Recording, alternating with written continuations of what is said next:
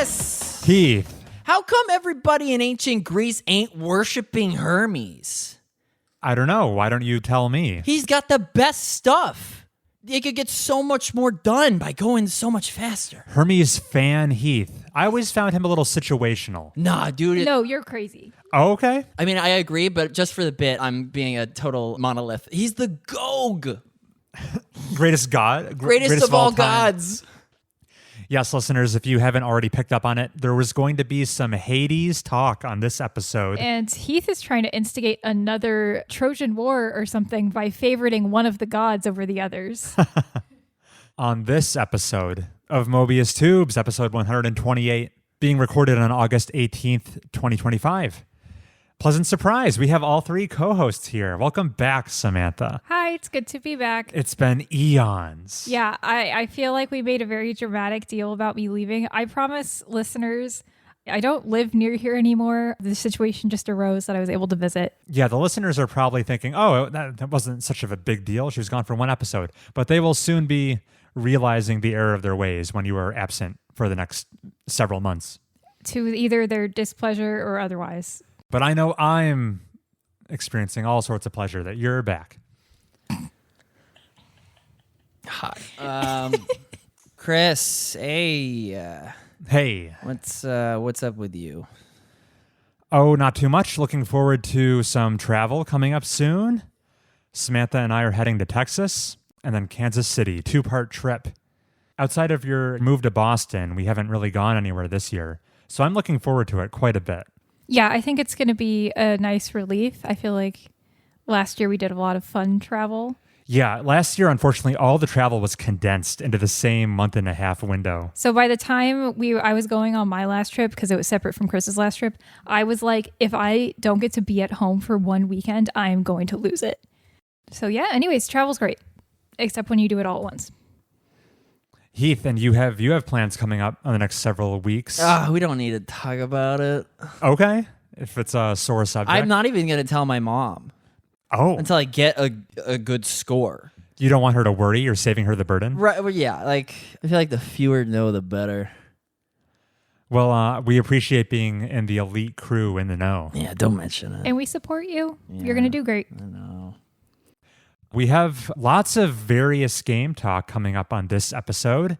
In the back half, look forward to some discussions on what our personal preferred desert island games would be and what goes into making a good pick for a reliable desert island game. But in the meantime, we have what I think might be one of the most eclectic roundups of games we've ever brought to a show. Who wants to kick things off? Well, the eyes are all on me, so I guess... You're motioning to me. I was trying to get you to turn my headphones down. Oh, yes. That's a Heath shot. Yeah, we out here blasting her. Thank you. Heath and Samantha, I know you've both been touching the same game, a Chris favorite. Do you guys want to talk about Hades? Yeah, let's do it. Okay. Hades is the latest Supergiant game, which is weird to say. We're excluding the early access form. Hades 2, is it? Yeah. Where you play as not Hades. And your job is to escape the underworld with not the same weapon, because if you use the exact same weapon, you miss out on the fun bonuses. Like, darkness is on sale. So he's trying to get out of the underworld of Tartarus, and he keeps getting DMs from all of the gods on Olympus, because everything takes place in the Greek mythology. And everybody seems to want to give him sweet bonuses, and it's a mystery as to why. It feels real quid pro quo. Only Artemis is like the only god I would want to hang out with. That seems like a bit of a hot take. Only Artemis? Well, because the rest of them are like, can't wait for you to get up here and like clean my garage, it seems. That was my Poseidon voice. Do some menial labor. I think Hermes also gets the invite to hang out because he's busy. He's not asking me for help. He's just like, yeah, I come visit the underworld on a job sometimes. It's cool that you're down there. It's cool that I know more things than you know. Maybe I'm saying too much. We're non-spoiler section for now. Okay. Yeah, everybody else, though, does kind of seem like they'd like to get to know you for their own self-interest. How very Greek of them. Yikes. Yeah. Not wrong. Hermes is the fast one. Yeah. Aphrodite's the hot one. Okay, also Dionysus would get the invite because he's not going to ask shit of you. He's going to get you drunk. Dionysus sounds like a stockbroker. I think the line of dialogue is, hanging out with Ares, are you, Zag? Well, he's a clever character. I'll give him that. I'll give him that. And I'll give you this. And I'm like, please slow down. He does so seem like he's accurate. trying to upcharge you on something. He always feels like you're going to cut him off in the conversation. So he has to keep on the street. Like he's like a Twitch streamer. I do have to take issue with you calling Aphrodite the hot one. Have you seen this cast? Oh. Everyone's gorgeous. Oh, yeah. Everyone's I wouldn't hot. even say she's the hottest. And now I'm going to be like struck down by the gods for saying that. 'Cause it's like, big curse. It might be useful for the audience for you two to establish, where are you in your Hades playthroughs? I've beaten the epilogue to this game. What's your hour count, Samantha? 60 to 70 hours, somewhere Whew. in there. You've seen every corner of Tartarus. So the thing is, I don't think I've seen everything this game has because I haven't completed everyone's like friendships, but I've seen enough. Meanwhile, On the other end of the spectrum. I'm sub 4 hours. I've not beaten Meg. Okay. So we have two very different levels of experience for Hades here. No spoilers. We're going to keep it going. At first, I was like, this is a fine beat 'em up style roguelite, fun rooms, choose your own adventure as far as what bonus you get at the end of the room clear. And then what was the watershed moment for Heath was partially the weapon rotation. Sometimes a certain weapon, be it the red sword, eternal spear, chaos shield, but the bow and arrow will glow a dark purple, and it's plus 20% money for your upgrades. Mm-hmm. And I didn't quite realize what darkness was until I saw the mirror that says these are permanent. Persistent upgrades. Yeah. That's the word light in roguelite. Right. Yeah, so interesting wrinkle number 1. Okay. Interesting wrinkle number 2 was when you stack the right boons on them. What did I do? I gave the bow, the Coronacht, whatever, the bow and arrow. I put exploding shot on it. And then some sort of crazy damage modifier. And then Zagreus became Chris Kyle. I was just that's the American sniper. I was just at the edge of my screen sniping the obese enemies. Yes, Yeah. they're so Those annoying. guys, I always feel like, I can dash right through them because my dash has iframes. No, it doesn't. What? Surely there's invincibility frames. But There are, but like it seems sometimes it doesn't work. coming into the path of the obese boys, I always get like minus 10 damage, which is like a fifth of my health. Anyway, American Sniper. When I switched to the exploding shot bow and arrow and just put it in park on the fringes of the map, just sitting there, and it was so much less effort than trying to hit people with the shield. Mind you, I'm playing it with my trackpad on my MacBook. Oh God. Oh. So like, Do you not own a mouse you can plug in? Heath, do you want to borrow my mouse? This is Heath, you can buy a crappy mouse at Walmart for like $10. I'm sure I have. I will give you $10. I'm sure I have a mouse, but it's like probably USB A instead of C, and that's the it's out of apathy, not out of the lack of finances. Good to know. We were. Yeah. I don't like using cast, and for people Oh, for the no. unaware, cast is you right click and it shoots a red octahedron in the direction of a bad guy, which will lodge in them. Yeah. And then they're mega weak. Kind of just a niche way to play the game, I suppose. You got to get big Demeter. Demeter? Demeter? Okay, they say Demeter in the game, and I'm like, it's Demeter. That's wrong. Yeah. I went big Demeter and got some cast stuff, and it just worked out.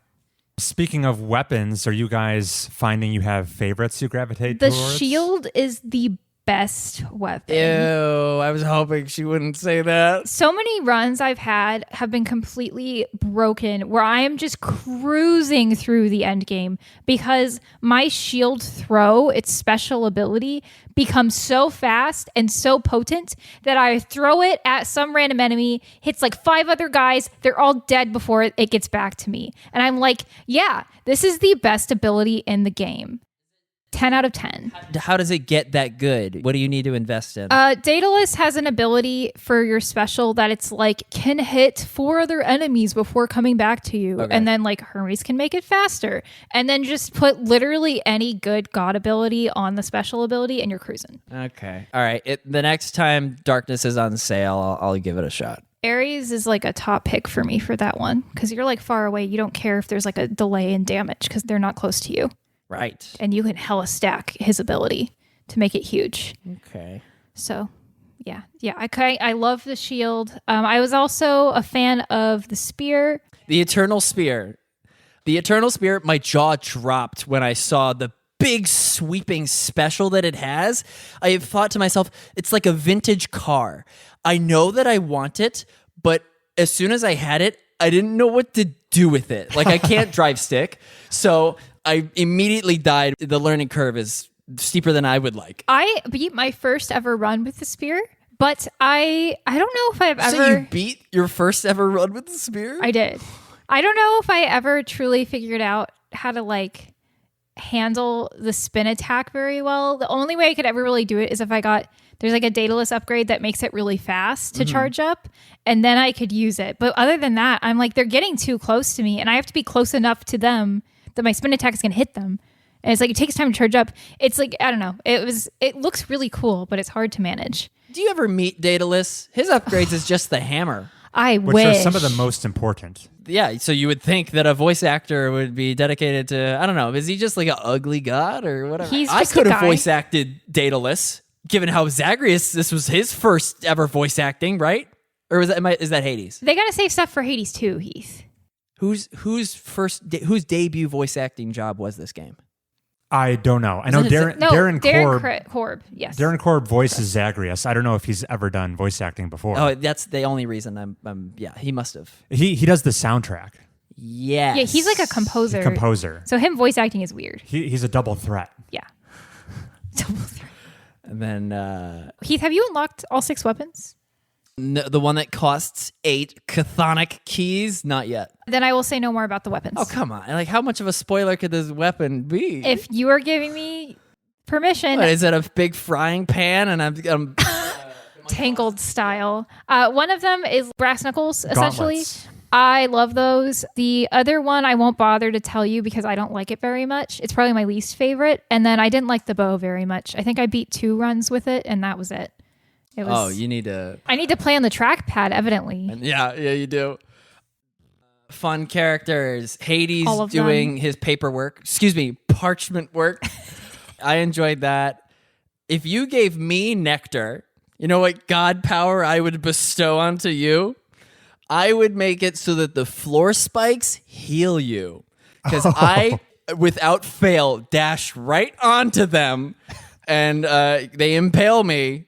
And I feel like that would be a cool, balanced boon of mine. I feel like especially getting out of Tartarus, the boss fight, that the most damage I take during those fights now, because I've like mastered the combat, is spikes. Like I will still step on the spikes, even though I'm perfectly dodging all of Megara's attacks. You just never see them. You get out just by beating her? No. Tartarus seems small. Tartarus is level 1. Okay, yeah. And then there's more after that. Walmart, yeah. Yeah.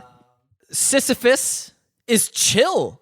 I thought he'd be jaded from pushing that boulder, but he's like, "Oh, hey, Your Highness. Hey, how are you?" Yeah. Weird. Chris, what counts as a spoiler here? Oh, should I have saved my nectar to give it to Sisyphus? Because he's so hard to find? That's not even what I'm talking Oh, about. hell. The other Sisyphus likes later in the game, that is probably too much to say Sisyphus here. likes? Go for Is it. that a Sam. genre of thank God. person? All right. I feel like a Sisyphus-like. In most of the different sections of the underworld, there is a person like Sisyphus who you enter their room, they're like a friendshipable character and they'll give you something nice for free. So it's like a little break for you and a little like extra bonus. Sisyphus is my least favorite of those three. There's also Eurydice and my absolute favorite, the hero of the game, in my opinion, and that is Patroclus. Could not say enough good things about that man because of one certain gift he will give you, which in the early game is so important.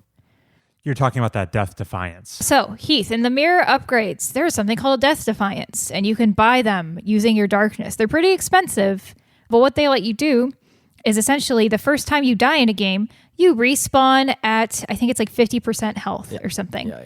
Those in the early game are absolutely integral to you, like getting to the higher levels, beating the final boss, etc.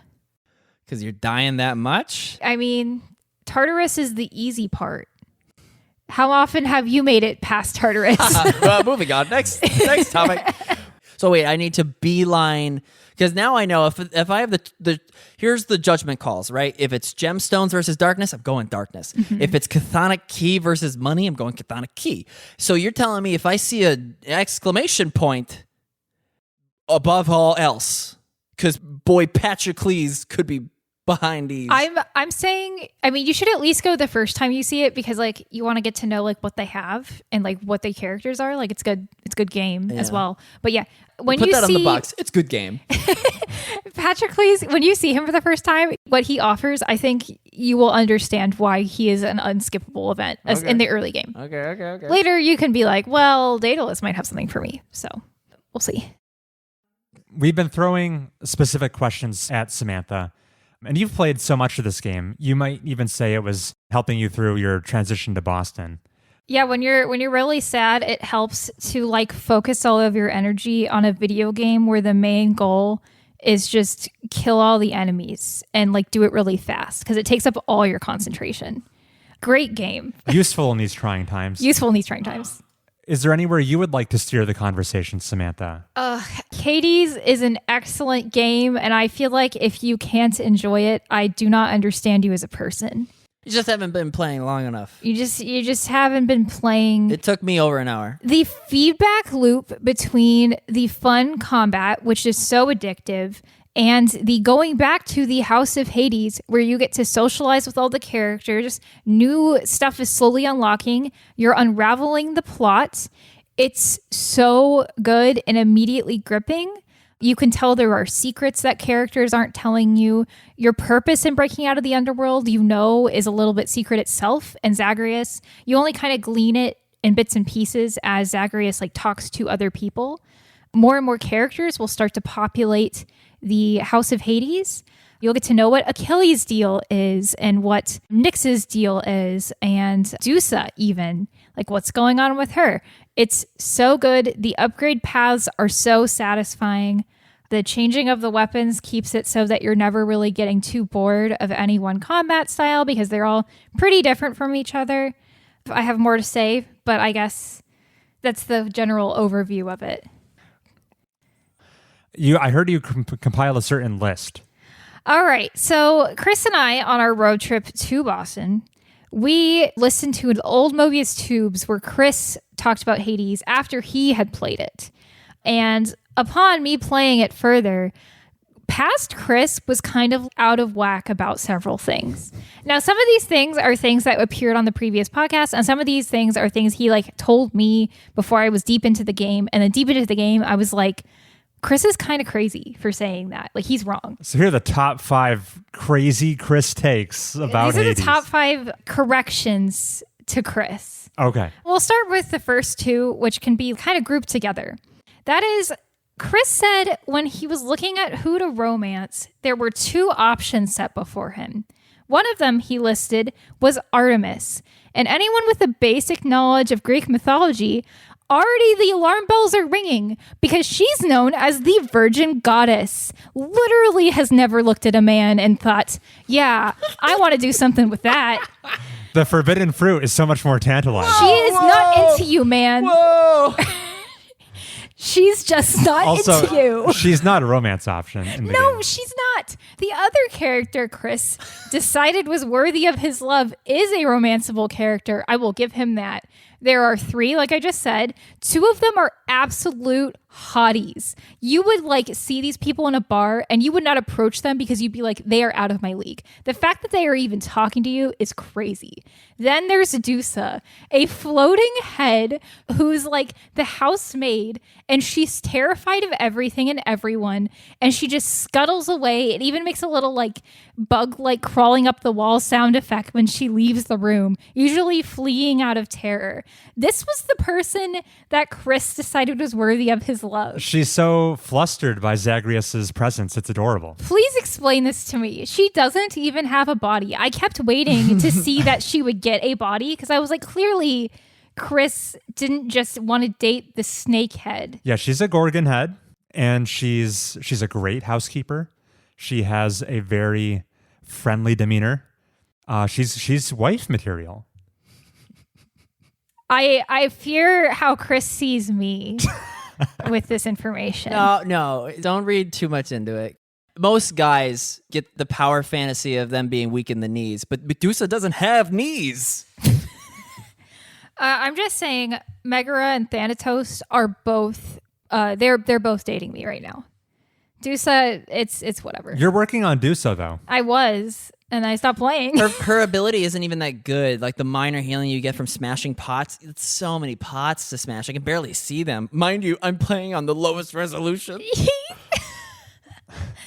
Moving on, another hot take of Chris's is every single weapon he liked was kind of out of whack, but particularly he said the bow and the gun were his favorites, and I think those are the 2 worst weapons in the game. That's almost true. I think I put gun as 3rd. Okay. But bow, absolutely goated, best weapon. And then I am aligned with you, Samantha. I think my 2nd favorite was the Chaos Shield. I cannot understand the bow. The shots take too long to line up. The enemies are fast and they are near me. You just need to hire the American Sniper Heath was telling you about. I guess I need to play on the trackpad to understand. Eventually, I did figure out how to use all the weapons successfully because I beat a run with each one of them. But the bow and the gun were the least intuitive to me. Long range, slow lead up of the bow makes it the worst. I feel like I can't understand you. Like, you're past an opaque wall. Yeah, and I think spear was my least favorite. So to hear it was your first successful victory was with the spear. It's so easy. Did have me raising my eyebrows. It literally, the enemies, I make them farther away and I hurt them when they're close. It's so easy. A feather in the cap of Supergiant. None of the weapons are bad. Yeah. I'll say the delta between my most and least favorite isn't that large. Yeah. The playing with the bow of Hades is still better than like most combat in video games. So I guess there's that. High praise. My last 2 critiques of Chris are only you're really gonna understand them if you've played the game. One is that Chris told me like a couple of the gods I could go ahead and write off, and one of those gods was Poseidon, and he's cracked for that. You just gotta like understand Poseidon, and then his boons will sail you to victory. At one point, I had a boon of Poseidon's so good that I knocked down the final boss, half of his health in one swipe. And once you know who the final boss is, you know that's no small feat. So yeah, he can be really... Wait, did you do it with your feet? I was also wondering if that was a pun, yeah. No, it was... I mean, I guess it could be. It was my whole body. Poseidon, it can be quite good once you understand how to use him. My last thing is that Chris's skill checking that occurred to him during the game was kind of crazy. He was like, oh yeah, level 2 boss, easy peasy. I don't think I ever died to him once. Level 3 boss, I think I died to him a lot. And I had the exact opposite experience where I died to the level 2 boss more than I did the level 3 boss, which I'm not saying what they are for Heath's sake because I want it to be fun. You're welcome. Yeah. So yeah, Chris, I don't know. I think you and I had very different Hades playing experiences. I'm glad we somehow both like the game. We arrived at the same destination. Yeah. Heath, you said you had minor spoiler talk? I love non-diegetic revelations. Okay. Chris, diegetic means that it is within the context of the story. You're hearing a fun song in the background. Oh, it's coming from that radio. in the world. Yeah. Non-diegetic means it's from outside of the story. Zagreus goes to bed. A flashback ensues where he sneaks out while everybody's asleep and goes through Hades' desk and finds the smoking gun that says that his mom is Persephone and not Nyx. And how do we know that? Is because the narrator says the letter was written by Persephone, who is Zagreus' mother. And then Zagreus in dialogue goes, "What? Who? How? What?" And then the narrator is like, Zagreus came upon this revelation totally organically, and it was just of circumstance. Like he is trying to cover his ass, and he's hesitating with his words, and that's just the best way. Who is the narrator? Is it Herodotus or Kronos, the god of time? I don't know if we ever get the answer. I just kind of assumed it was one of the floating skulls at one point. Okay. That'll make more sense later. Maybe. I've killed like a dozen of those floating skulls. Not one of those guys. Different floating skull. Different. Supergiant Games do love to have a kind of a disembodied voice narrate to you who the characters can hear. That's kind of a running theme of their games. Always fun. Oh, I didn't mention this earlier, but Hades as a character, I love him. I think he's great. I think he's flawed, but also I was a huge Hades apologist in the beginning when you're kind of like anti-Hades. And he's great. One of my favorite characters by far. I love that also his job makes him so miserable. It's hilarious. All the other Olympians, you can see how much fun they're having. And Hades is just like, Jesus Christ, Zagreus, I have like an hour more of paperwork to do. And after that, I have infinite hours of paperwork to do. Why are you causing me problems? My life is already so bad. Am I the only one here that's willing to do an honest day's work? Yeah, He's great. I loved talking to him. I was so sad I couldn't give him more gifts. Last question about gifts. Should I just keep a nectar in my back pocket until I hit Patrocles, or should I spend it on somebody else? Because I spent it on Skelly and I wasn't wowed by him. I think his is also a revive. I would say for every... Oh, that's probably pretty good, right? Yeah, no, Scully's. Okay. Do not sleep on that. All right, rush Skelly, I guess. Every time you give the person nectar for the first time, they will give you a gift. And after that, you are just leveling up their friendship. Right. Until the max point where sometimes you will get another gift. Sure. So I would say right now, you should focus on giving everybody one gift. Oh. And so you get all of their little like abilities. Okay. And then after that, you can kind of pick and choose who your favorites are. And then you can like level those guys up more. I would none of them are suggest- duds. The first one I did was Charon, the store guy.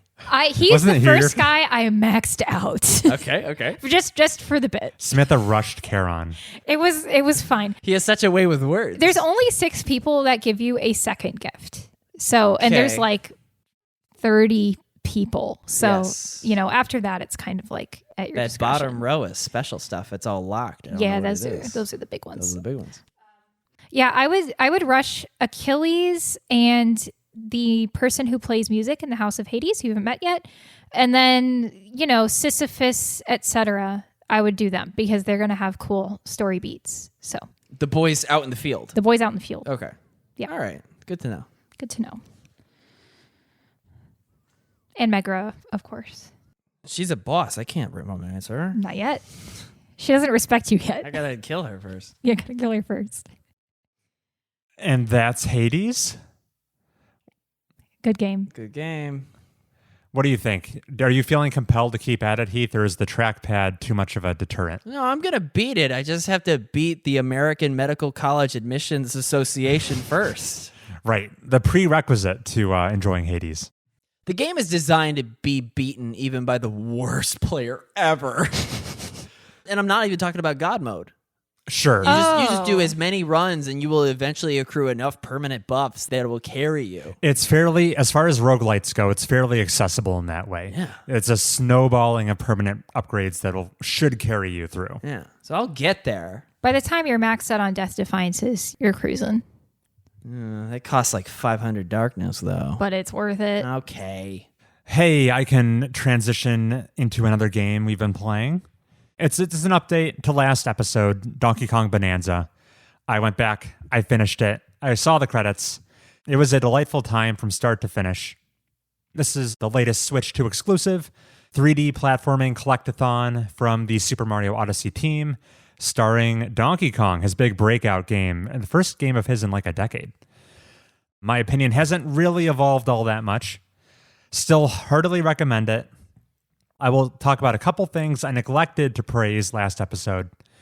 I mentioned the challenge rooms in Donkey Kong Bonanza that suck you out of the big collectathon affair in the open world, and it gives you a more segmented, short and sweet, often puzzle or combat challenge. And in these self-contained puzzles, there's always universally 3 bananas to collect, the main collectible you're chasing in the game. And if you follow the critical path of the challenge room, you will often end up with 1 or 2 of the bananas, but never all 3. What? I know. This is maybe where the game is at its most inventive, its most challenging. You have to engage in some outside-the-box thinking to find these very well and cleverly hidden third secret bananas in these challenge rooms. I will have reached the end of it and have no notion of where the third one could have even been. I get to be at my most creative, and I think the game is at its most creative when it comes to finding the hidden bananas in the challenge rooms. Nintendo had great success with that with Breath of the Wild, and they said, we're just going to do that all the time now. They're like, we stumbled on a winning formula here. And everyone likes that. Everyone liked it. Honestly, who could be mad about that? Yeah, it's so good. It's very good. And then just fast forwarding to general thoughts about the ending of Donkey Kong Bonanza. I thought it ends on a very high note. In fact, the last few levels... But you're digging into the center of the earth. How could it be high? Yeah, you're the deepest you've ever been, but my enjoyment is at the highest level yet. I don't understand. The last few levels, it feels like the designers are trying to one-up themselves again and again. One up, because it's Mario. All right. But there's a final sequence that was a real standout at the very, very unexpected. I'll say this game, the plot takes a big backseat. I mean, it's not a plot-heavy game, and yet there were plot developments towards the very end that had me, a non-Donkey Kong fan, pointing at the screen being like, wow, I didn't think they would go there. Over the course of the game, Donkey Kong collects 5 different animal transformations that gives him different power sets. And the final level was kind of like your final exam gauntlet, where you had to rapidly just switch between all 5, use them all in tandem to succeed and get through the final challenge. I thought that was classic good game design. Here's the final proof of concept. You learned what you were supposed to learn over the game. Demonstrate it to us one last time. I will say a disappointment of mine was the final boss fight itself. So Donkey Kong Bonanza, the bosses throughout the game aren't a huge strong suit. By and large, they're fine. They're okay. Once in a while, they would do something I thought was somewhat clever. But they're often very short. You're kind of just meant to play them once or twice and move on. Galaxy was like that. Yeah, I'm not coming to Nintendo for Dark Souls-like bosses. But while he's not a From Software boss, the final boss in Donkey Kong Bonanza did have a From Software-sized health bar. He was a damage sponge. You could wail on him for a long time. You kind of fight him twice. His moveset doesn't change all that much between them, so it felt rather repetitive. But the last little nitpick I'll say is while that final gameplay section did a great job forcing you to engage with all 5 transformations, Elephant made the final boss very easy. And I would have liked some new moves thrown in there that made being very fast as the zebra useful, or being able to stay off the ground for longer as the ostrich, a viable strategy. But no, all I really needed was the suction of the elephant, and that carried the day. And that's Donkey Kong Bonanza, an excellent game. And we have an addendum to add, because since Samantha is in town, we got to try the cooperative 2-player mode. You played as Pauline? I'm Pauline. Samantha took up the controller as Pauline. What do you even do? I sang my voice and it shot out like a machine gun. Okay. I was shooting little rocks in the shape of ha and ooh or something to that effect. Yeah, so this is not a Super Mario Galaxy. Player 2 waggles the controller to like pick up star bits or something completely innocuous. No, Samantha can destroy and adapt the environment faster than I can. We went into a level where Chris hadn't completed yet, and he was like, either you're going to be a huge help and make this level trivial, or you're going to absolutely ruin my chances of completing this because of how much power I had of destruction. So it's interesting. There's many different material types in the game, from gold to dirt to mud to snow. You can point at them and like refill Pauline's vocal cords with ammunition. Yes, I can suck up the gold, and then I have like 7 shots of gold in my ammo. If I run out of gold ammo, it just switches back to stone, which is the boring one. When I shoot gold, it explodes in the air, so that's really gold fun. is explosive in this game. Yeah. So she's functioning as like a mounted machine gun turret on my back as I walk around. Oh, what's Near Automata? What's the name of the bot? The pod. She's your pod. She's pod. I'm pod. Number Samantha. Podlean. And she's rat-a-tat-tat shooting at will. The visual effect is striking. I like it a lot. The onomatopoeia. Right. You see her. What does she say? Like Ha and ha, woo, yeah. Yeah. She got him. So I don't know if I'd recommend playing through that game in its entirety in 2-player, but I would say the novelty was a fun factor. Try it out if you have the chance. Yeah, if you're like an adult with a child and you're like, oh, I'll give them the Pauline controls. How much could it hurt? It will probably deeply affect your enjoyment of Donkey Kong Bonanza. So just like be careful. Right. The Nintendo didn't put guardrails on player 2. They can absolutely tank the balance of this game. Yeah, could go either way. Okay. Also, as someone who hadn't seen much of Donkey Kong Bonanza, the music in this game is really good. And the like, oh, banana sounds. I gotta point that out. That's so good. You know? How do they do that? How do they do that? Every time I was excited to hear it every time. What a delight. Yeah, the first time you hear the oh banana, it's like all synapses fired at once in my head and I lit up. It was so good. Yeah. This game seems like quite the delight. What a success, Nintendo. I continued playing for over 30 hours and got over 600 bananas just trying to recapture that high of the first time I heard it. Sure you did. A success. Okay, and that was Donkey Kong Bonanza update. What a fun time that was. Moving on to a very similar game. Should we talk about mouthwashing, Samantha? If we must. Okay. So first time we're talking about this game on the show. I, on a whim, 2 weeks ago, bought and played in a single sitting a small indie horror game called Mouthwashing. Came out last year. I was intending to check it out. This turned out to be false, but it was embroiled in the credit card scandal going on with various video game storefronts. There were rumors abound that Mouthwashing was being delisted due to its, very mature content and explicit subject matter. And I wish it had. That was not actually the case. It was not delisted from Steam or itch.io or anything. But I bought and played Mouthwashing. It's a surreal psychological horror game told in this chopped up chronology. Doesn't take long to play. I was done in under 3 hours. Setting up the premise. We'll keep this spoiler free, but just to have a vague idea of what's going on. The game is about a small crew of 5 space voyagers who were on a year-long journey hauling cargo for their mega corporation employer when they encounter an emergency, and then the rest of the game is about the stressful scenarios that emerge from that situation and the fallout. Wow, you said spoiler free and you meant it. You gave away nothing. Which character does your kid play when you want to do 2-player mouthwashing? He's the eye. He's the eye. I would keep this game away from children. And most teens and young adults. And adults. Mostly non sequitur, but upon finishing the game and looking up like spoiler cast content, a surprisingly large fraction of the Mouthwashing fan base are children. Oh, yeah, because they're riding the rails of the internet horror Markiplier amnesia PewDiePie industrial complex. Heath is saying what I said to you. Okay. We both understand that This shocks no one. This shocked me. Chris didn't know about creepypasta when he was 12. Dude, you finished the sentence. 5 nights at... Freddy's. It's like I'm not real. How much mouthwashing happens? Not a enough. good amount. None. He's got a great dental plan. I'll say. This game plays out mostly as a walking simulator from the first-person perspective. You play as multiple of these crewmates. You get to know them very intimately. It's a very small cast of characters.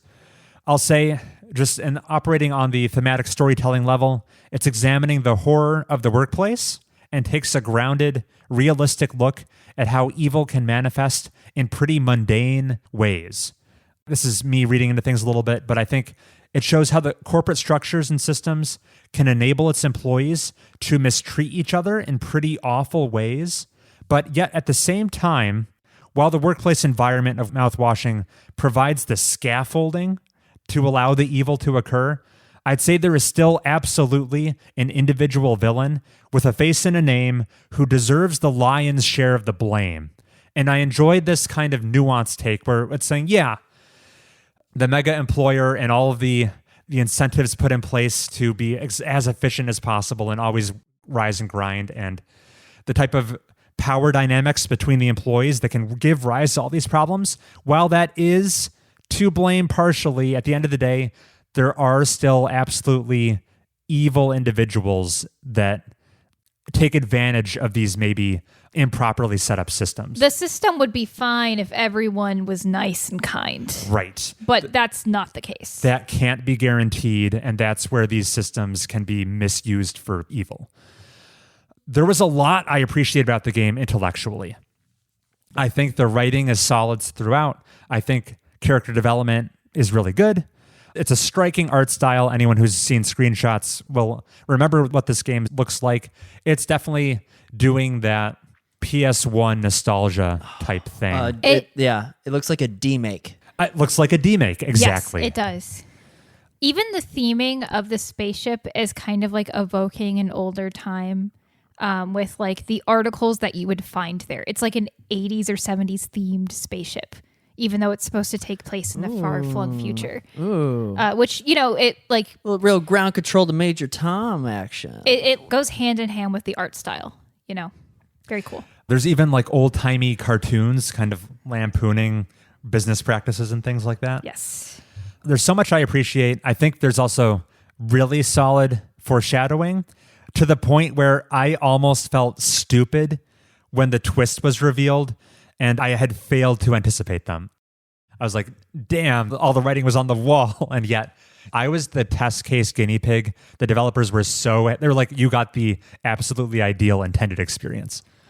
Where someone like Samantha, who's a little more savvy, could have predicted things a little bit better. There was like one surprise that I was like surprised to see. That I was like, oh, that makes a lot of sense, but I didn't expect that to be the outcome. Right. Yeah. I think the game, for me, I just wish it connected with me a little bit more on an emotional level. It just didn't quite miss the mark. I didn't find it that scary. Samantha's going to tell you how that statement is very subjective because I ended up playing through this game twice. I felt compelled to, with the greater context I had after my first playthrough, see it through from stem to stern all over again. You did. All right, you go. Chris was so offended that everyone was calling out how much foreshadowing there was, and he was like, "But it was a huge twist. No one could have seen this coming." And he was like, "I'm going to replay this. There has to be very little foreshadowing." I was like, I want to see it with a new set of pair of eyes. And I'll bring Samantha along for the ride with me. She's going to love it. When it comes to mouthwashing, Chris likes to rinse and repeat. Samantha, you had a different reaction to this game. All right, Chris wasn't scared of this for two reasons, and those are the two reasons I was scared of it. Chris has the luck to never have interacted with people of the same cruelty that this game is warning about, where I'm like, yeah, I've met this guy several times, and that's probably why it wasn't a huge twist to me, because I could detect the red flags a mile away. And Chris was just like, he seems all right, which is exactly how those guys come into power. Yeah, I think it was a good experience, but also maybe why Chris wasn't so scared, because it was like a big surprise. The villainy was like pretty new to him on some levels.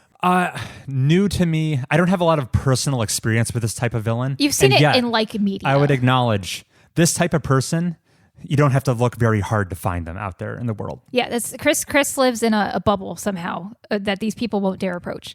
It's his goodness. The other reason this game and I will never want to think about it again is I do really, really poorly with torture and body horror.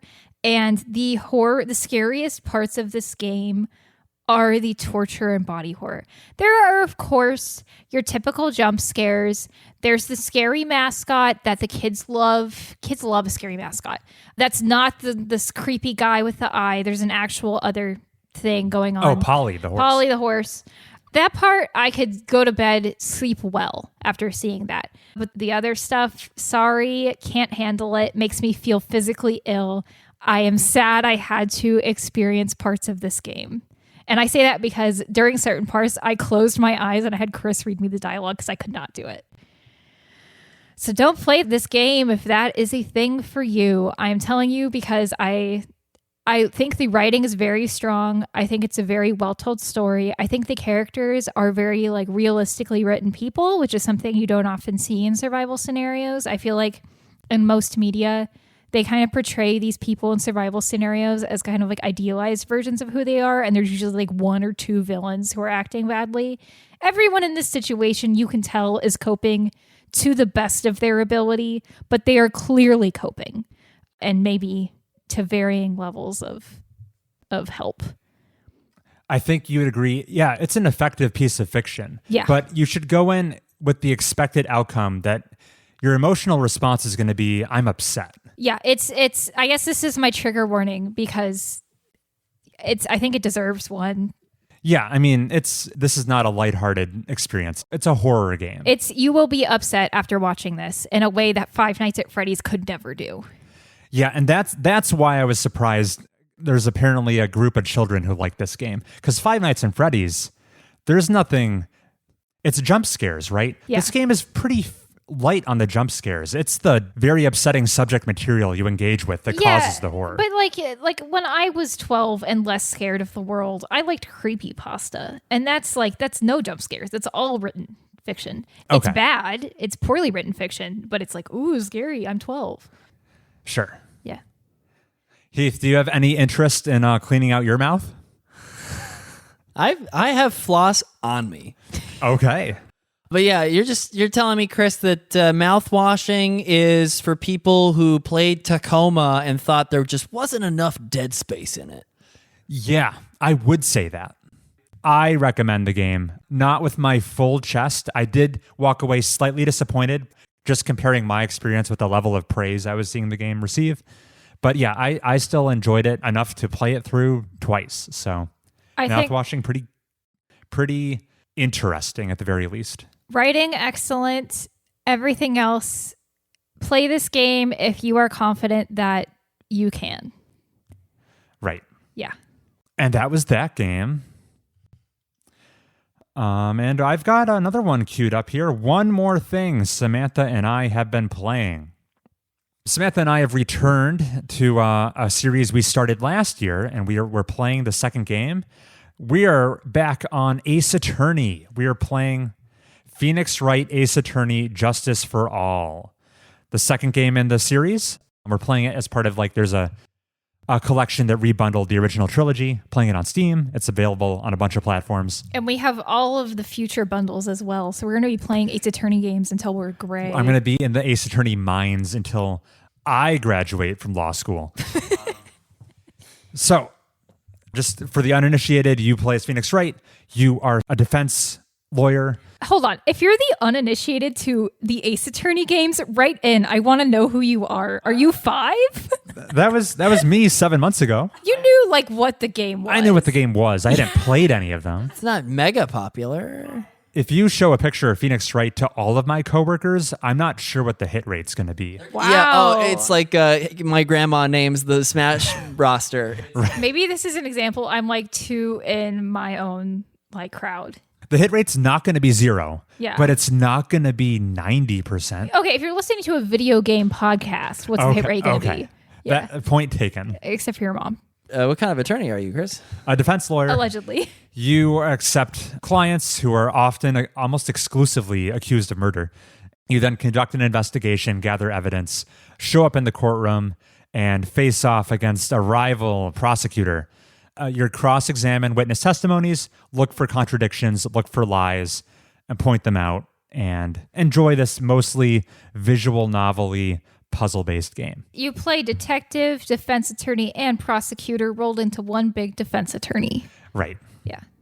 If you want more general thoughts, we talk about it on an episode in December, I want to say. But what I'll say about the sequel, Justice for All, it's mostly a pretty safe and formulaic sequel. They really did not reinvent the wheel on this one. Which is fine. The only thing I could rack my brain for as a new mechanical wrinkle introduced in this game specifically is a feature called Psych Locks, which adds a little bit extra difficulty during the investigative sections of the game, which is previously really just like clicking in different parts of the environment to find clues you haven't seen before. Now, talking to people out in the world, potential witnesses, sometimes they will be reluctant to share information for you. They're keeping a secret under wraps. In a somewhat contrived fashion, these psychological locks will appear on the screen that you need to find corresponding pieces of evidence to unlock, find the keys to the locks as you will. They'll be caught in a lie, and to save face, they must reveal the information to you. The amount of explanation I gave to it is probably more than it deserved. Okay, so in the first game, I think Chris and I both agreed that the investigation portions were a little dull. And that's because they are essentially the game trying to give you a lot of exposition and evidence in a way that doesn't feel boring. The problem is, instead of like, I'm going to use my favorite example, which is Danganronpa, which during the investigation portions, you basically can start in any room, complete a room, leave in any order you really choose. And like the only thing that really needs to happen is occasionally you'll need to go somewhere and talk to someone before you can get the other person to talk. Ace Attorney is not like that at all. You must do things in a specific order. If you haven't talked to the circus monkey, Regina will not appear so you can talk to her about her lion. And it's totally arbitrary that those two events need to be ordered in that way. And I think it's to the game's detriment. Yes, absolutely to the detriment of the game. It's an older game, so it's a victim of that. We'll see if they improve with time. I don't remember the Apollo Justice game that I played being that bad, but I was also like younger. Mm-hmm. I think the Cyclock is an attempt to make that part feel more exciting. Yeah. And I do think it works. I am a little bit more interested. And it is a good feeling when we break a Cyclock, when we broke open like a 4-lock sequence. Sure. You feel pretty good about it. So I'm going to say it's a positive change. Is it the massive overhaul that the investigation part needs? No. But it's trending in the right direction. I agree. It's an attempt to break up the monotony of the investigations. I agree with almost everything you said. Are the investigations like 5% better because of it? Yeah, probably. I would say 10. They need to do more than just that. Yeah, they need to make it like whatever Danganronpa was cooking up. That's what they need to be doing, because I never got bored during those. Playing this sequel, I will say, Miles Edgeworth, your iconic rival of the series, the prosecutor, beloved.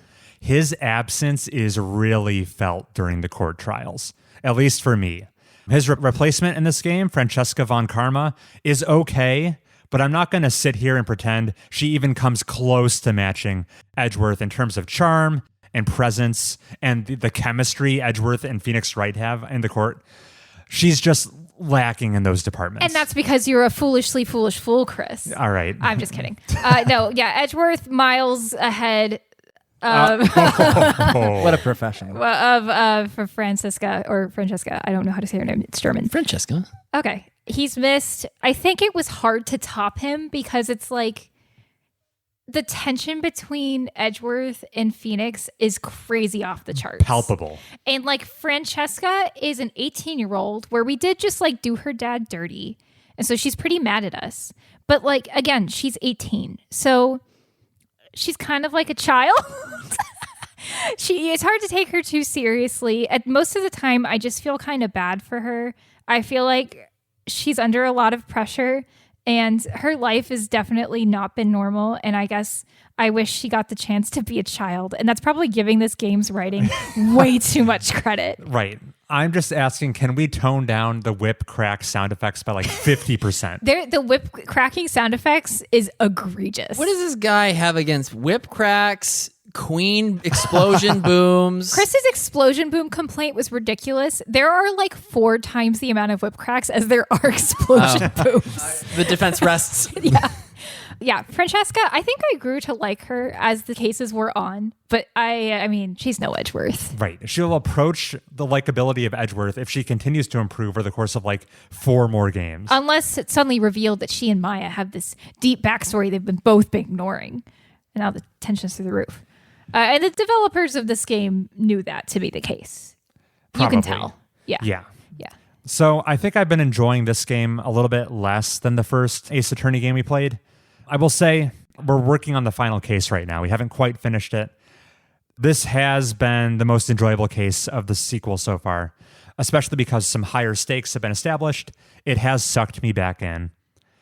But overall, I've grown a little concerned I might lack the stamina required to keep churning through Ace Attorney games without longer breaks in between them.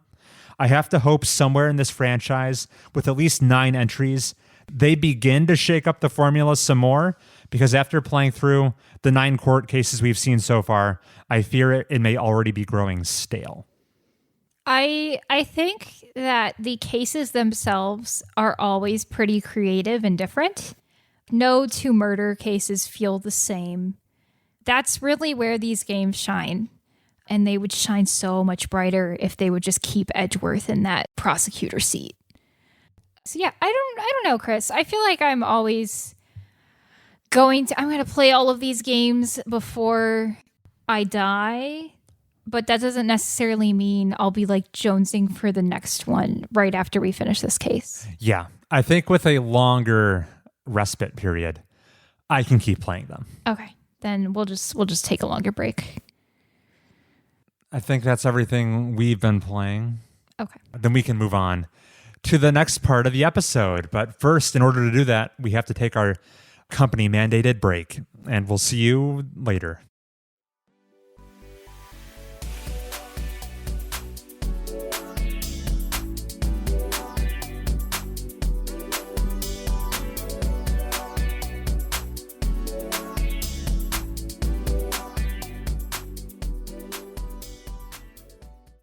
We didn't talk about Pearls, but I didn't have anything to say about her. I forgot it.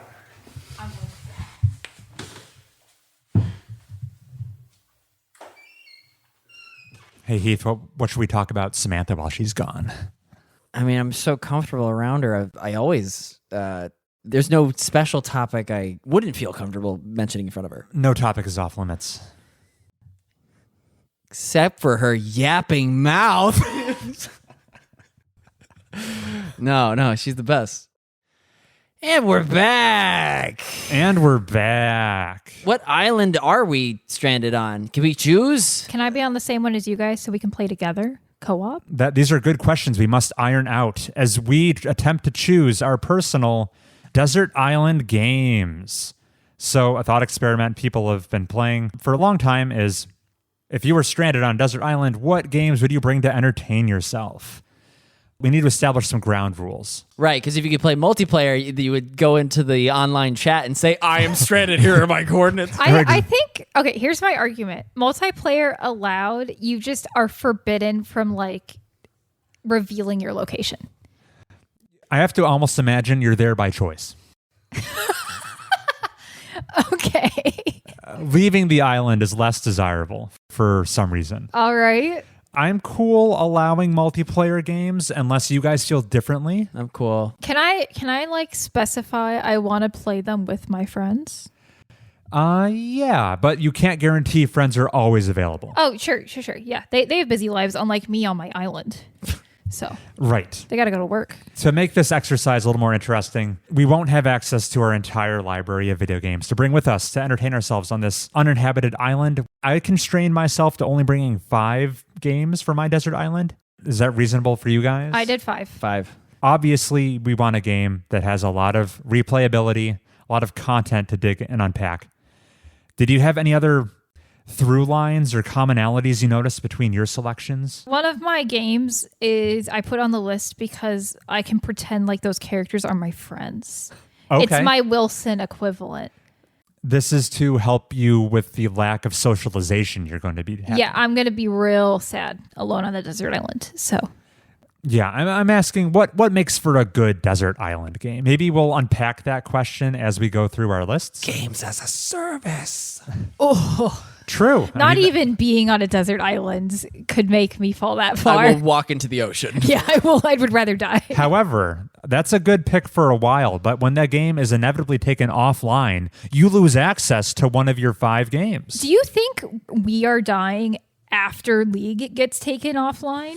So it depends on the game. You just pick League because that game is never dying. Every game eventually has an expiration date. If it dies, I will be like so old that my eyes don't work. What is the death of League? You're saying it's lack of player base? No, surely not.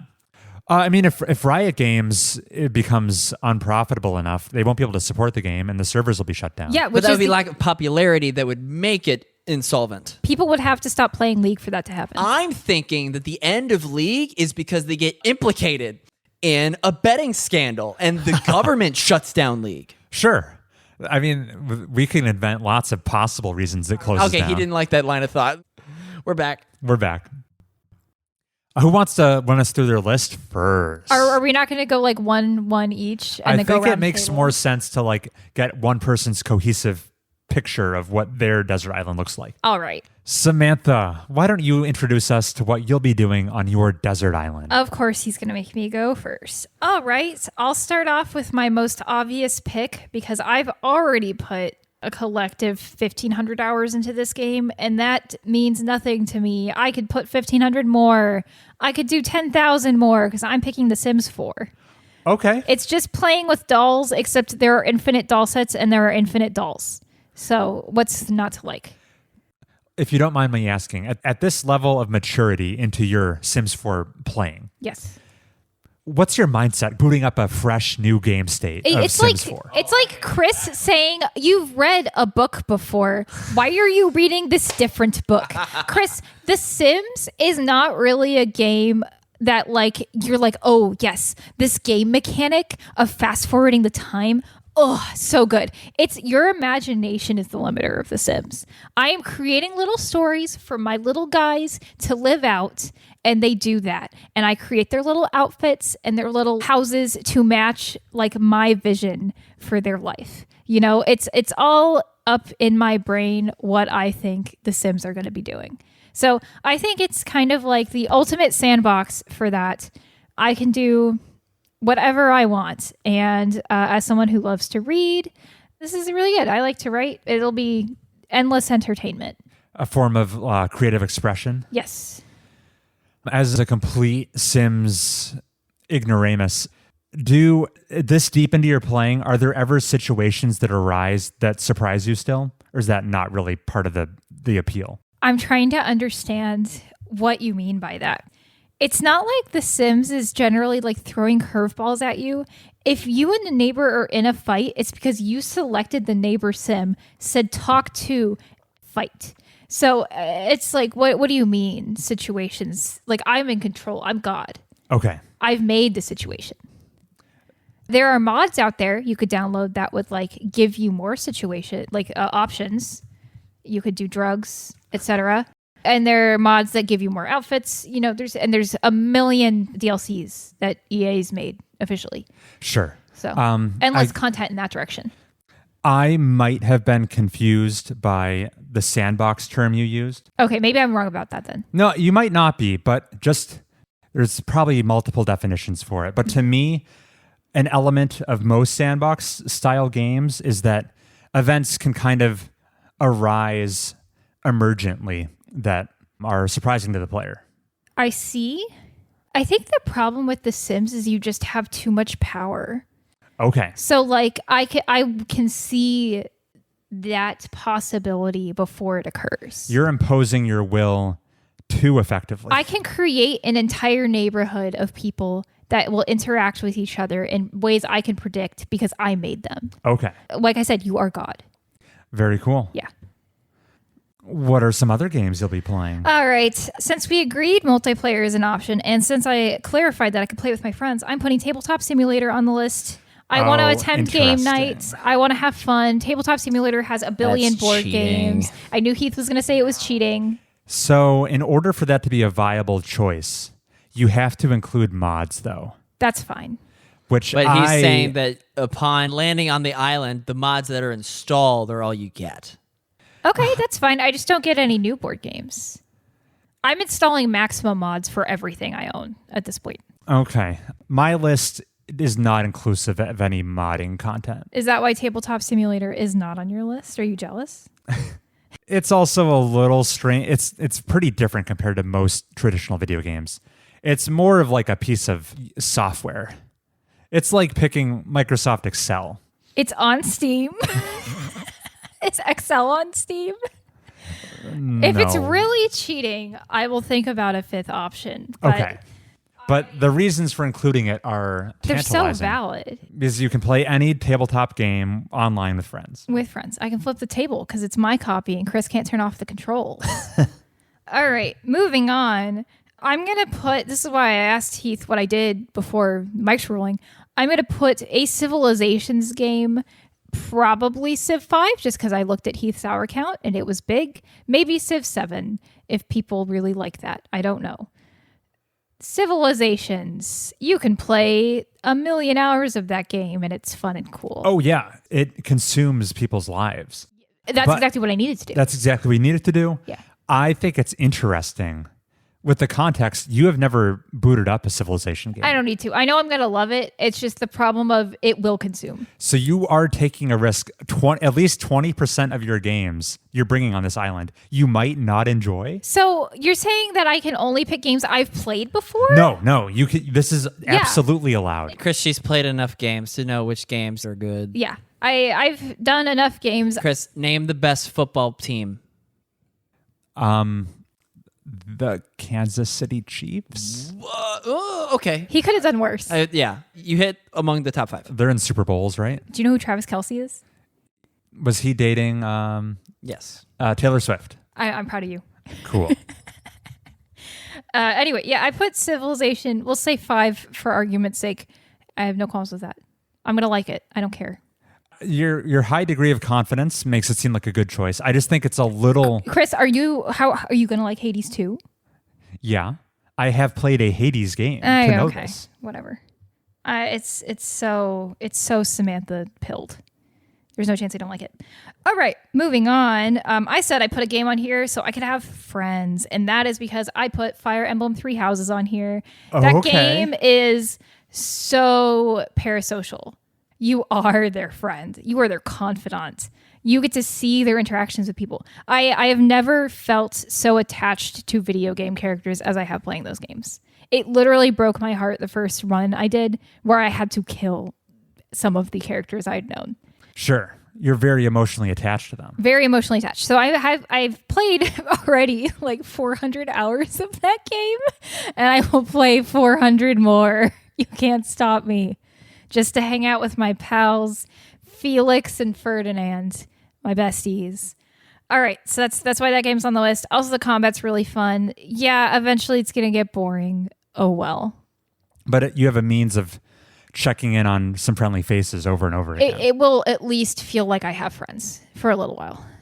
And then my last one, I was kind of struggling with this. I want to put Skyrim, but I'm not going to put Skyrim because I've already played the maximum you can play of that game. So I'm like, what is a Skyrim-like game that I can put that will entertain me for hours upon hours? And the truth is, there's nothing truly like Skyrim, but there are a couple approximations. I'll say the 4 that went through my mind, and then I will say the one I probably would pick. The Witcher 3, Oblivion Remastered, Elden Ring, and Baldur's Gate 3 are all contenders to kind of fill this void. I think with my personal preferences in mind, I would go with Baldur's Gate 3 to fill that hole. That's a game that lends itself to being replayed over and over again, actually. Yes, because of the D&D like aspect of it. Reroll an entirely different character, get a very different experience. Yes, that's why it won out over the other ones, was because of the character customization ability. Because Witcher 3, there's like 3 Geralds.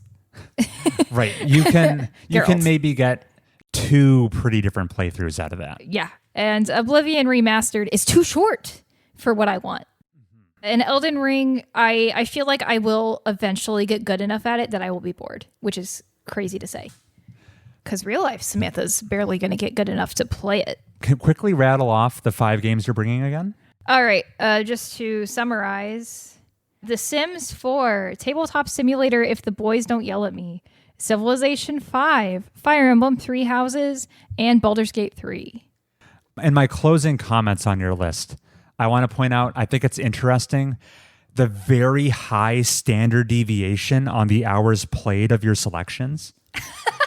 Because you've got like thousands of hours, hundreds of hours, all hours spent playing board games, I'm counting for Tabletop Simulator. And then 2 games that have 0 hours played and 0 hours played. What's my other 0 hour? Oh, Baldur's Gate. Civilization, Baldur's Gate. Yeah, okay.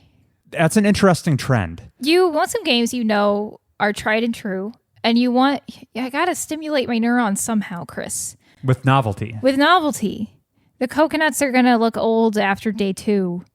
Yeah. Yeah. I think that makes some level of sense. Baldur's Gate, everybody liked that. It's a surefire hit. I am the market for Baldur's Gate. My final closing question is, you said this, but I just wanted to clarify.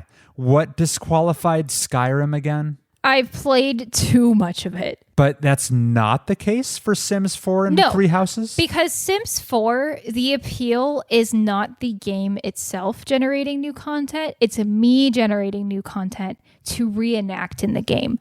Okay. Sims 4 only gets stale when my brain gets stale. How does that logic apply to 3 Houses? I'm not playing 3 Houses for the game. Once again, okay. I'm not like, oh, Hadvar, I'm so happy to see you. Let's have our deep personal conversations, because that's not what Skyrim's about. Skyrim's about swinging my cool sword.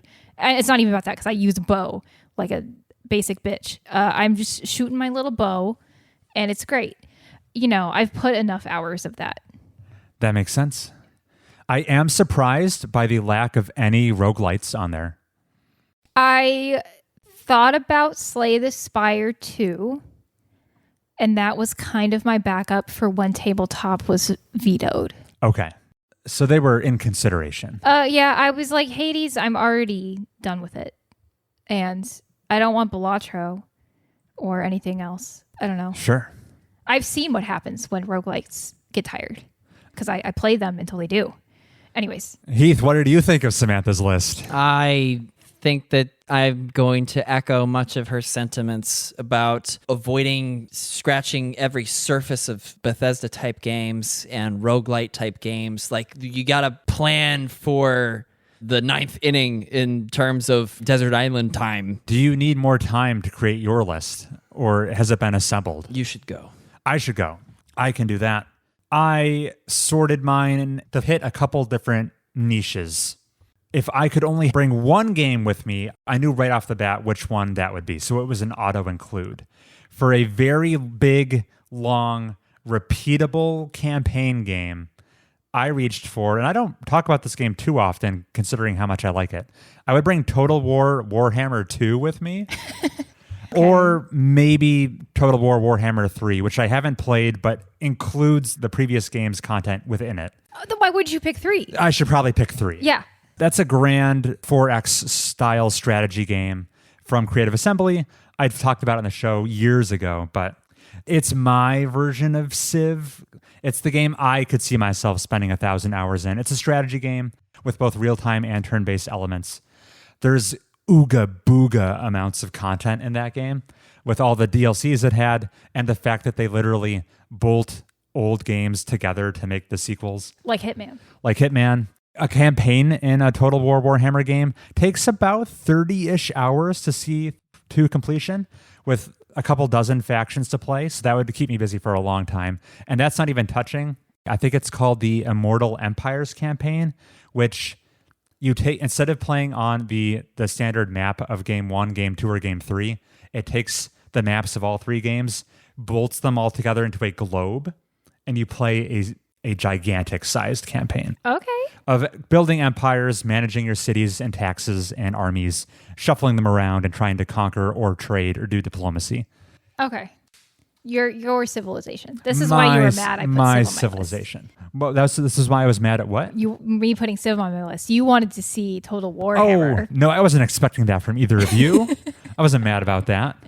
I just wanted to call attention to the somewhat risky endeavor you were doing of including a game you don't know if you like on your desert island. Chris. Then you are going to have an aneurysm. I will boot up Civ tomorrow if it will make you happy.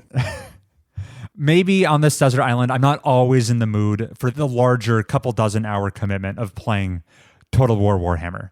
So I wanted something to fill the short and sweet, thinky, strategic niche. That's where I'm going to turn to roguelites. I thought roguelites were going to be pretty heavily leveraged by both of my co-hosts, but not Samantha so far. So what strategy roguelite am I bringing? At the end of the day, there were two finalists. I would either reach for Slay the Spire or I would reach for Into the Breach. Mm-hmm. I think the answer could change depending on the day of the week, but for this list, I settled on Slay the Spire. I think there's maybe more content to explore there overall, but maybe I could be proven wrong. I mean, I played way too many hours of Slay the Spire, and I never even hit Ascension level 20. Right. So yeah, I would be grinding those Ascension levels. yeah, they do feel like a grind though, which is why I wasn't so eager. But if I have no other alternative, maybe guess. that's what I need. I guess. On a similar token, I thought I would bring an action roguelite with me. Maybe I'm not even feeling like exercising my brain. I just want to exercise my thumbs. And so that's where I'm bringing my favorite action roguelite. I'm bringing Hades, or maybe I should say I'm bringing Hades 2, which I haven't played, but I'm pretty confident I'm going to like it. Moving on, I wanted to bring something that was familiar and comfortable with a lot of content in it. This is where I would slot something like, I was considering, do I bring my favorite game, The Witcher 3? A new playthrough of that would be over 100 hours. But like you said, Samantha, that has an expiration date on it. But I do want something cozy and familiar. What's another game I'm pretty nostalgic for that has lots of content for me to explore? And I was thinking kind of a cheat, maybe Halo the Master Chief Collection, which is, by my count, 6 video games in there. Halo 1, 2, 3, 4, ODST, and Reach. I think I'm going to allow that because they're still all Halo games. And it's one disc you can buy, I suppose. Yeah. And the advantage of that over something like Witcher is that has a multiplayer suite to it. So I can get infinite playability out of booting up Team Deathmatch. Until those lobbies become empty. Till those lobbies become empty. So I think the comforting feel of shooting a battle rifle in Halo is something I would want. I would bring Halo the Master Chief Collection onto my island as my 4th pick. What was your 3rd pick? It was Hades 2, I'm going to say. All right, here's my bone to pick with your 3rd game, even though we just talked about your 4th. You completed Hades. There were some lingering threads, but once I had all the achievements, I put it down. So that was like 100 hours. Yeah. You're willing to commit to Hades 2 probably 100 hours if you complete it. I think it's even bigger. 150 hours. We're being generous. That's not very long, Chris. Oh. Even you didn't play Hades past the Steam 100% completion. Right, but that's because I have other games I could be playing. So if time was infinite, you'd be playing Hades right now? If Hades was the only video game I could play, I would still boot it up every year. All right. The reason I didn't put it on my list, even though I agree it's like a fun, good action roguelike that doesn't wear out its welcome, is because I've already put it down. And I have no qualms about, if I die with games unplayed, it's not going to bother me. Mm-hmm. So, yeah. You think it's my weakest inclusion so far? I think it is. All right. Fair enough. I think maybe I just enjoy Hades even more than you. It's possible, but like not that much more. Maybe not that much more. Okay. And then finally, this is where I reveal I actually agree with your assessment, Samantha. I thought I would bring one game that's new to me, something that is bound to last a long time. Options I was considering, Civilization 5 was top of mind. Do you hear this, man? What? I was just pointing out it's a bit of a risk you were taking, and I too am willing to take that risk, at least with one of my games. Not two of them, but one. Because I enjoy the process of learning a new game, and what better time than to finally sit down and learn how to play Civilization 5 when I'm locked on a desert island. And I know it can last me for the long haul, so that is a strong contender. Other things I thought, I could pick a Paradox game in a similar vein to Civ 5, a big strategy game. Crusader Kings 3, I've been wanting to learn how to play that game. There's a whole genre I've been eager to dip my toes into of like assembly line games. Factorio came to mind. Factorio. Yeah, I thought about that. Games about eking out efficiency. These are all contenders swirling in my head, but I ultimately landed on, and I say landed on, it was you who said it, Samantha. I was like, oh, I should bring Baldur's Gate 3 actually, because I don't have an RPG on this island. Was your list, did you have Civ 5? You heard me say Baldur's Gate 3 and you were like, oh, that's way better. Yeah, that's what I did. Oh my God. I think having an RPG would be great. And that's an RPG that has well over 100 hours to play. And I would want to play it many times to do the, what's it called? The Dark Urge playthrough, where your character is murderous all the time. Hey, doesn't that game have multiplayer? Like you can play together on a campaign? That's true. Can you do that? Presumably you can do that like not locally. Yeah, you can do it through the internet. Me and you could do Baldur's Gate. From our separate islands.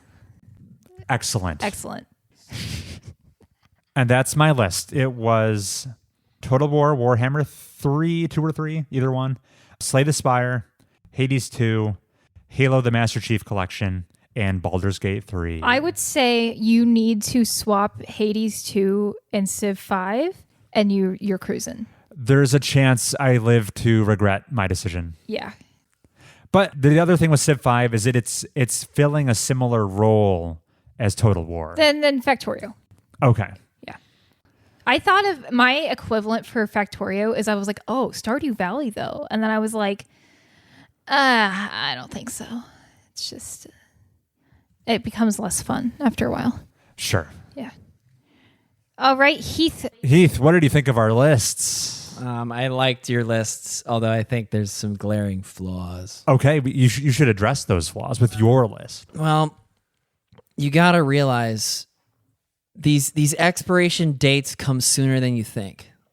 So I'm just trying to insulate myself from growing tired of my favorite games. And the way that you do that is through the salvation that is multiplayer. At least 3 of my, three are multiplayer games. We share no similarities among either of your lists. Wow. You're not bringing Civ 5? I'm not bringing Civ 5. Wow. Interesting. Well, think about it. I thought it was a lock. It is possible to grow tired of it. Okay. Are you telling me year 20 of Civ 5 is still stimulating at the very least? More so than almost any other game? I think that the algorithm becomes solved by that year. Okay. Surely, right? And the way that you get around that is the unpredictability that is opponents. The problem is with multiplayer is like lobbies die. As soon as Call of Duty 6 comes out, those Call of Duty 5 lobbies are empty. Which is why you need multiplayer games that last forever. So League.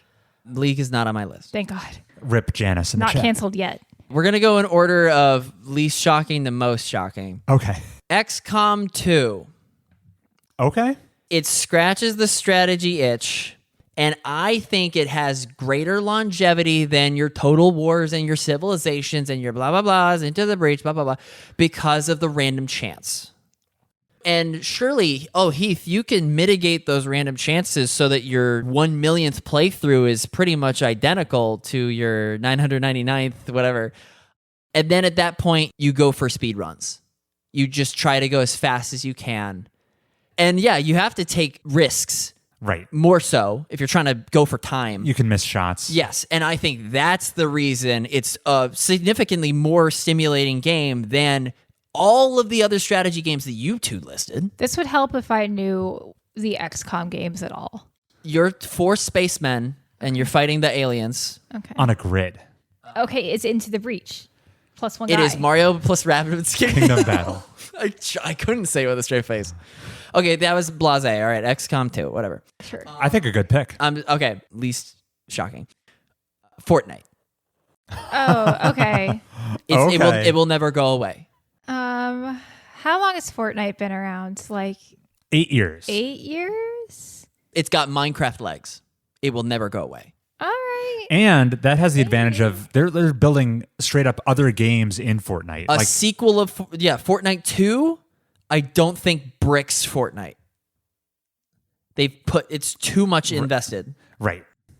I don't know they if never they'll make a sequel. Yeah, they wouldn't. Skill ceiling sufficiently high. I guess you'd be consigning yourself to playing with the worst population of people, aka middle schoolers, for the rest of your life. But I think that's the lesser of two evils. Playing by yourself. I think there's a lot of merit to that choice. That game is constantly reinventing itself. I'm making the mature decision. Okay, there's a level of maturity there that I didn't want to acknowledge. I'm not saying it's a bad pick, Heath.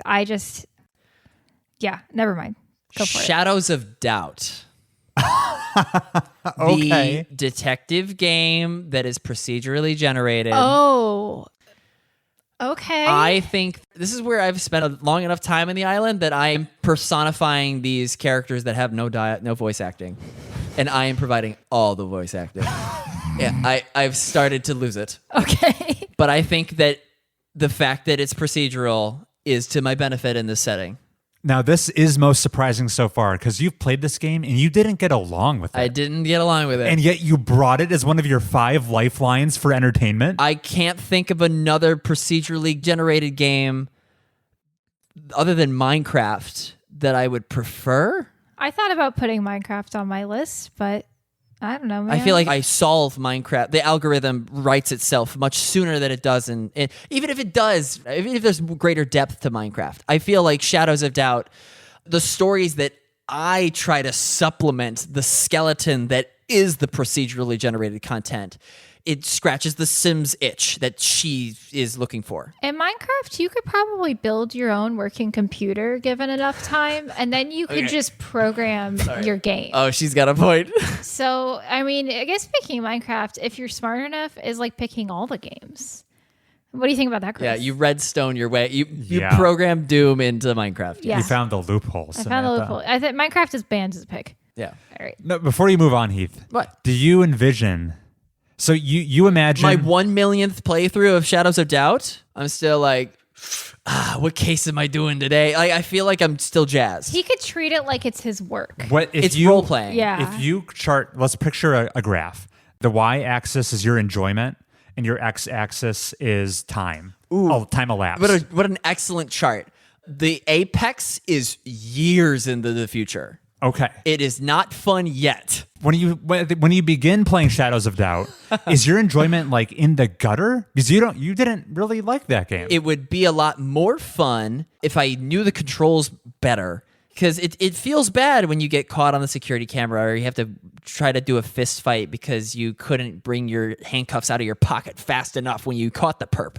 But once I get my sea legs, the world of Shadows of Doubt replaces my real world. Like, it's just sand otherwise. I definitely could see that happening. It'll never reach the same highs as defeating a flesh and blood opponent on Fortnite. Tilted Towers. But I feel like when lobbies are down, maybe that can rescue me before I eat an icicle. We have to keep going. Marvel vs. Capcom Fighting Collection: Arcade Classics. Okay. This is the 2024 fighting game collection developed and published by Capcom. This might be cheating. It has Marvel Superheroes from 1995, Marvel vs. Capcom Clash of Superheroes 1998, and most importantly, Marvel vs. Capcom 2 New Age of Heroes from 2000. If Chris gets to have Halo all the games, I think you can have this game. Three Maybe fighting games. Identical fighting games. We won't know. That's allowed. So this is your worst take because fighting games are kind of boring in my opinion. So I don't know, man. Let's hear some reasons. That's a nice argument, Senator. How can you back it up with a source? I don't know. I guess you learn the moveset. Are you playing as online opponents? That's the whole point. Oh, okay. It's a multiplayer arcade game. I guess at some point you're just going to become the best player in the world. Right. Yeah. Or you're going to die trying. And because the main game in this collection is 25 years old, and let me see, it's on Steam current player base, how active? on a weekly basis, it ebbs between 50 and 150. And then in the past year, it's been like 100 to 200. Does that concern you, though? That's a number that I could see trending towards 0. It does, but the people that are playing are killers, and they won't leave. Unless a betterer collection comes out. It's a risk I'm willing to take. How did you land on that fighting game specifically? I Googled best fighting game, and I know offhand that Marvel vs. Capcom has some of the best fighting game mechanics. And I was thinking like, oh, what about the Pakistani Tekken miracle that happened?